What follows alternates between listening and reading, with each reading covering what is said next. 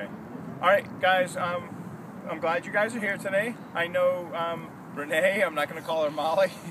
Molly's the dog.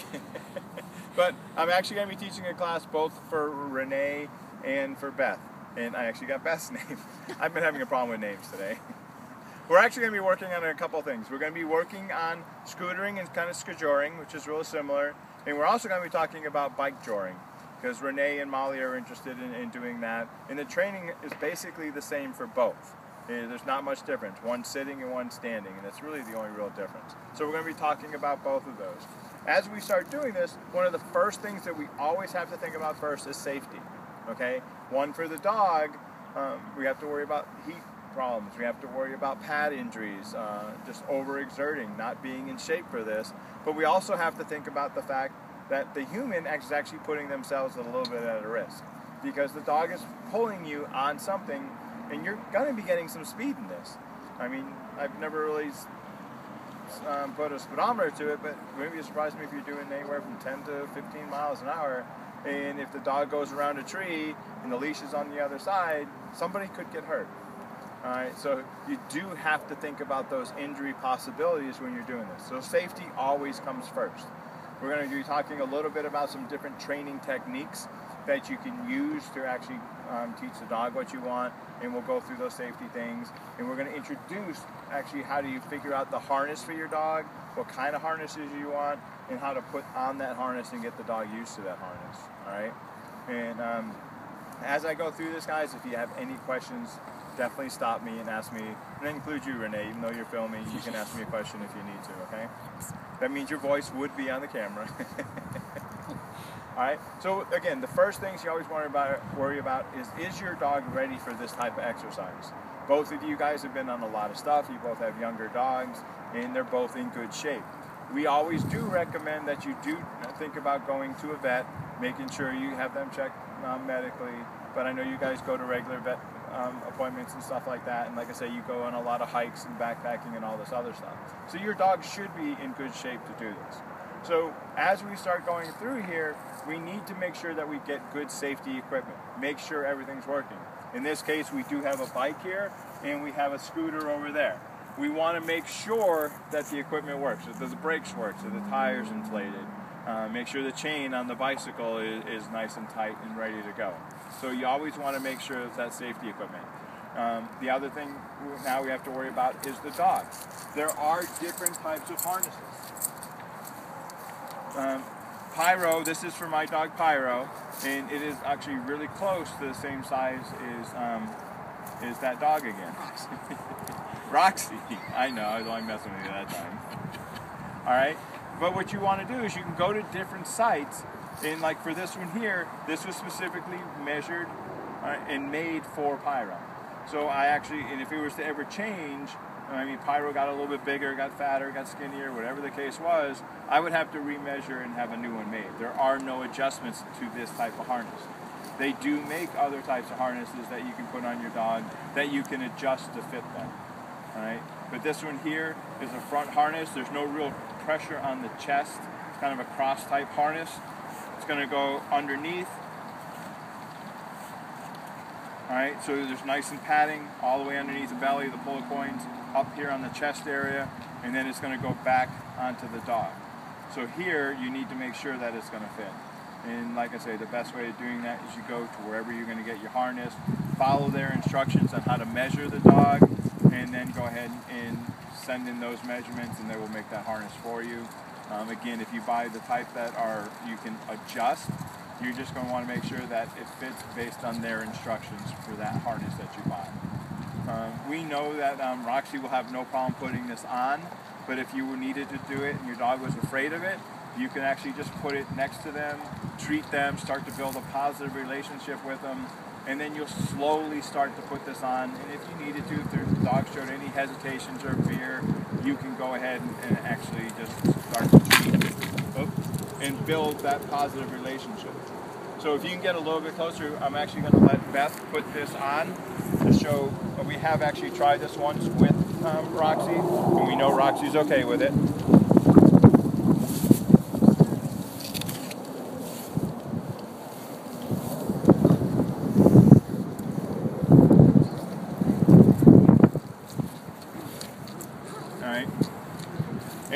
see that Roxy has no fear to this. It's going, hey, what's going on? It's still new, so she's not quite sure how it goes.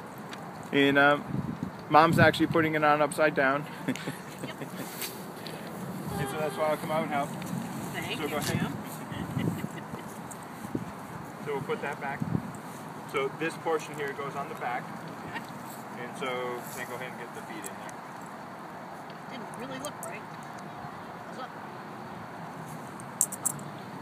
Girl. Rocks.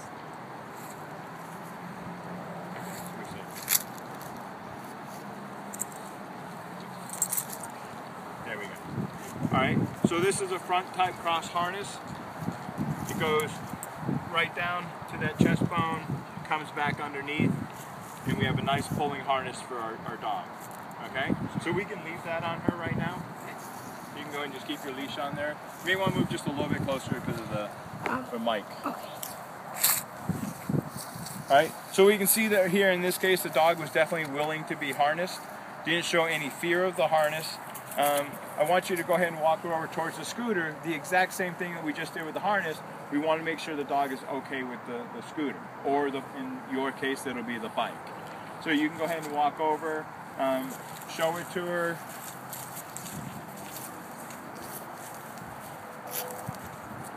And you can treat it if you need to, move it around a little bit. And you can see Roxy's definitely interested in that scooter. She's not really showing any fear of it, even though it's new. I don't think Roxy's ever seen this scooter before. And I know Roxy's never seen the harness before either. And you can also see that Roxy's walking in the harness with absolutely no issues at all. Alright.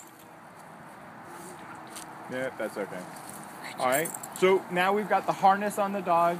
We now know that the dog is not afraid of the scooter, okay? The other thing you're going to need when you're working with your dog is you're going to want, and there's different types. This here has spring to it. There's actually a bungee section in here. So anytime you're pulling on your bicycle, or in this case, you want to have something that's going to have some stretch to it. It helps take off some of the pressure of the dog, okay? Now this one here is actually made so we can have two dogs running at the same time. So what we do here is, I'm just going to tell you, you just hook both of these to the black loop in the back. So I'll give you that.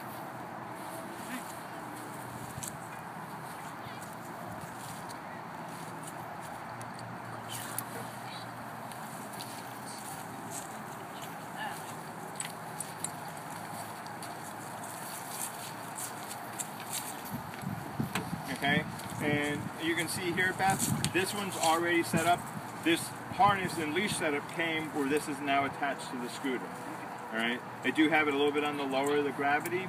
All right, so it's not up too high that can actually pull the scooter over.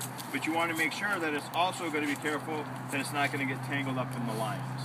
All right, so you always want to be careful with that. And so in this case now, I'm just going to have you hook it to the front.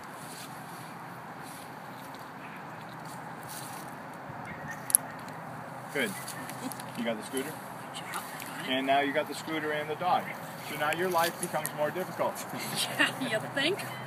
Now, there are actually different ways of teaching your dog to pull you on a scooter. One of the ways, in this way I taught Pyro, is Pyro would always want to chase my wife on her bicycle. So we would actually start riding a bike, he would start chasing her, and we would start giving the commands. On, right, go forward, whatever words you want to use. There are certain ones that they use in the pulling world, but you can choose whatever words are good for you. Alright? So, yeah, in a minute, I'm just going to start to call Roxy forward to get a little bit of tension so that she gets used to the fact there's some tension there. So I'm just going to use some food. Roxy? Hi, Rox. So I'm just going to get her a little bit of tension on that. Come on, Rox. Yes, good job. Good girl. So I'm just trying to make sure she's comfortable with the fact that there's something pulling her back. And the harness itself is a little bit new. Now I'm going to lure her a little bit, and I just want you to kind of walk with the bike a little bit. Come on, Rox. Yes, good job. Good job, Roxy. Come on, Rox. Good job. Okay? So I'm trying to lure her forward to pull a little bit. all right, you're starting to actually hold back. So now she's actually starting to pull you. All right. The other thing, as you start doing this, and the dog is comfortable with it, you're going to want to start using your words. Okay. So like in this case, to go forward, right, on. Is kind of one of those really common ones. Okay. So you can use that. What you're eventually going to need to work towards is the dog can run on the tight line. I mean, it's going to be pulling you. You're going to want to demonstrate an on-by. And an on-by is, say there's somebody else walking or another dog, you're going to actually want to go by that person. All right, so as they're going to be slower, you're going to be a lot faster than a pedestrian. You're going to actually want to teach them to just walk by. Okay? The next one is going to be a whoa or a stop. All right? And I do like to use, in this case, whoa. I think it's a little bit different, and it's easier. And when I use the word, it's not like I say whoa and the dog has to run and stop. I mean, slam on the brakes. It's more of whoa, you start to slow down, and you kind of stop gently. You give them a chance to go from that trot or that run to a little bit of a walk. All right, let them stretch out their legs a little bit, and then you can call them back to you, and you're done at that moment. Okay? Any questions so far? So if I'm telling her to whoa, and she continues on, I just let her go. Nope. If you're saying whoa, like when I go with Pyro, it's whoa, whoa. It gets a little bit softer, Yeah. and if I need to, I'll actually start to apply the brakes.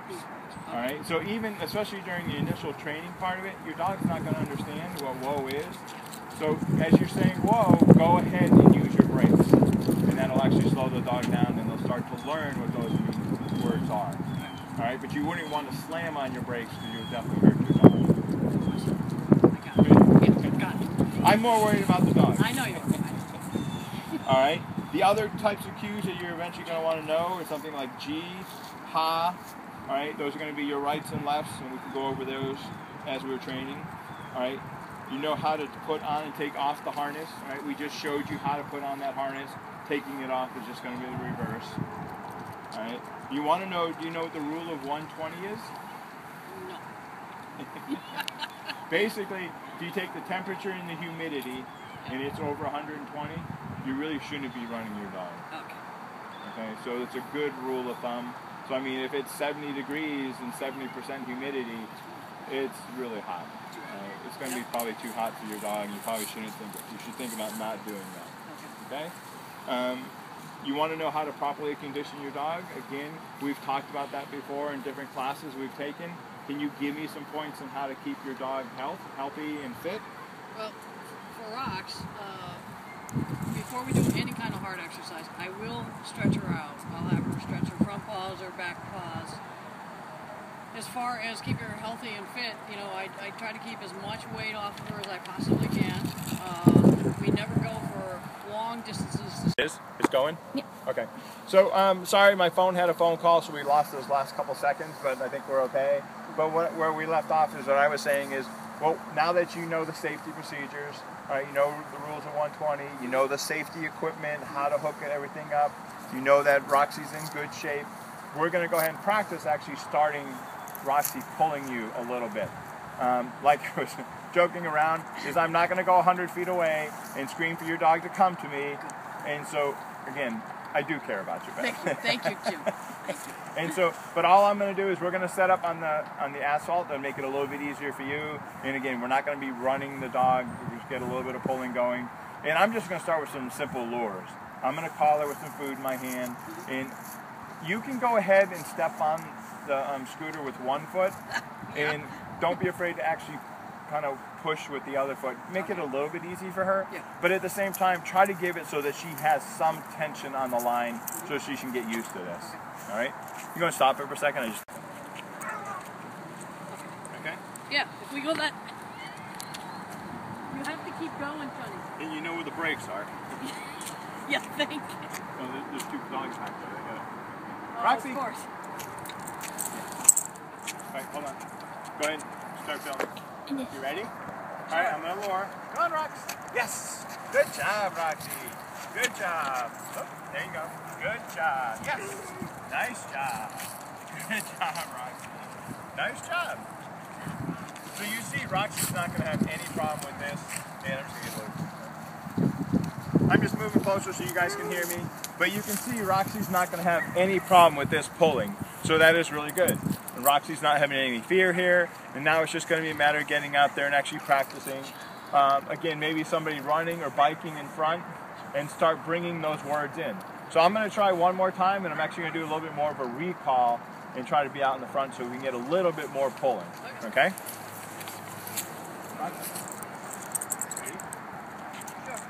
Come on, Rox, let's go. Come on, Roxy. Come on, Roxy. Good girl. Yes. Nice job, Roxy. Good girl. Nice job. You did good. All right, we're good.